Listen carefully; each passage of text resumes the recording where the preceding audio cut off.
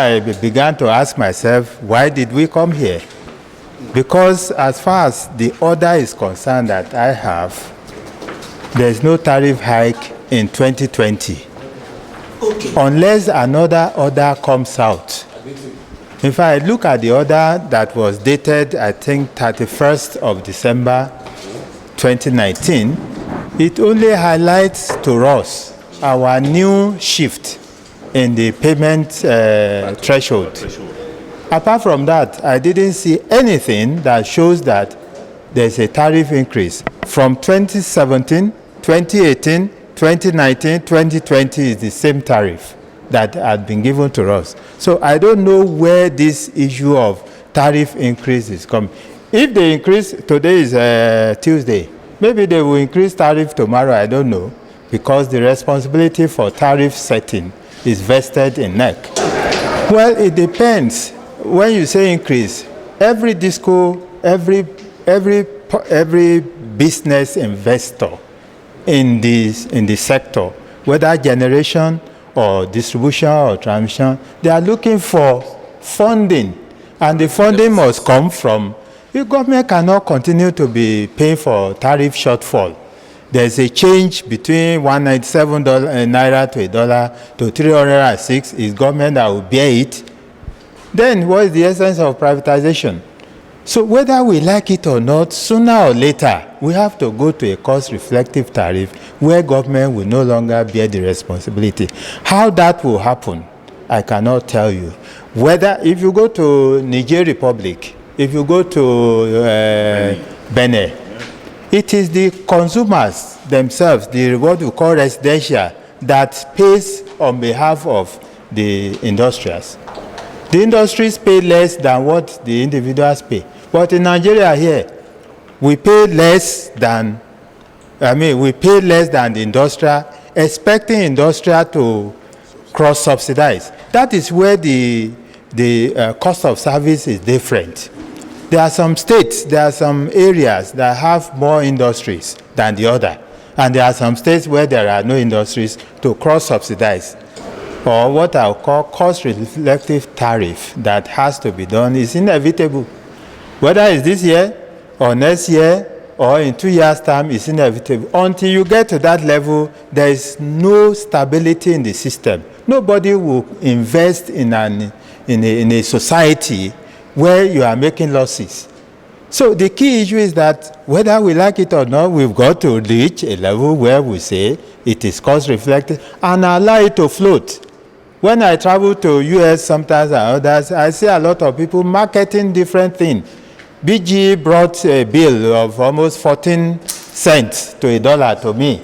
I called another constellation. I said they can give me a 7 cents. So this is where we need to go until we get there where there is competition and retail end becomes highly competitive. We will never be there. Okay, sir. Any disco that is not doing a lot of metering has not started business yet. Because the real business is when consumers can see where they are. Estimated billing is an aberration. But people think that discos are gaining from estimated. No way. No disco is making any profit from estimated billing. You are losing because, you see, the only few ones, maybe less than 5% who make the complaint that they overestimated. In an estimation, all of you, if you study statistics or study mathematics to any level, you know that anything called state estimation has its up and down. When you are estimating, you are bound to overestimate some people and underestimate many people. That's true. Most discos underestimate people, and that is where a lot of losses exist. So there is no way to change that except through this meter access provider scheme which is going on. But people are not even buying into it. Because the people who are underestimated don't even want you to come and meter in their house. They are benefiting only 5% of the noisemaker on the level. Let me say noisemaker. I mean people that will hear their voice. They are the people that are appearing to be directing the flow of traffic. The remaining 95%, they are there enjoying the benefit of underestimation. Take, for example, Ibadan, where I come from. If I need to do full metering for all my customers, I need probably about 125 to 160 billion naira to do it. 160 billion naira. There's no way any company today can raise 160 billion when you are in debt of another 160 billion. Who will borrow you? Today, as we speak, no company in Nigeria doing business in electricity can get 10 naira to borrow in any bank, because the books are in red. So if you want to attract foreign investment, not in that type of environment, we have no choice until we sit down and decide where we are going with power. Because all this cut and paste, today, this and that, once you start having regulatory somersault, that I cannot, as an investor, predict the line of regulation. If I put 10 naira in this business, what will it turn to in 5 years, in 6 years? Forget about it. You are not the only one doing business. We've gone to, when we were marketing this sale of power, we went to everywhere. We went to New York, we went to Singapore, we went everywhere trying to sell. In fact, after some time, I led a team back to the US to meet with the Department of State. What did they tell us at the end of the day? They said $1 in America has the same equivalent $1 in Nigeria. If you want $1 to flow out of America to Nigeria, then you must show proof why it must be in Nigeria. Government will put in position, government will put this in place. It's irrelevant to them. Let government put them in position and we see it working.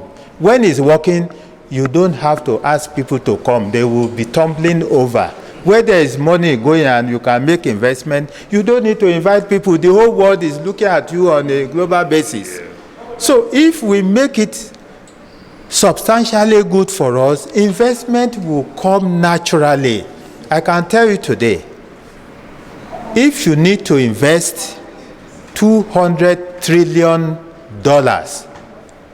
in power plant, there are companies that are ready, but the environment, the climate, and the return on the investment must justify it. Looking for money for power sector is the easiest because there is so much money for energy. But are we prepared as a country? That is the question I put to Nigerians. Thank you very much.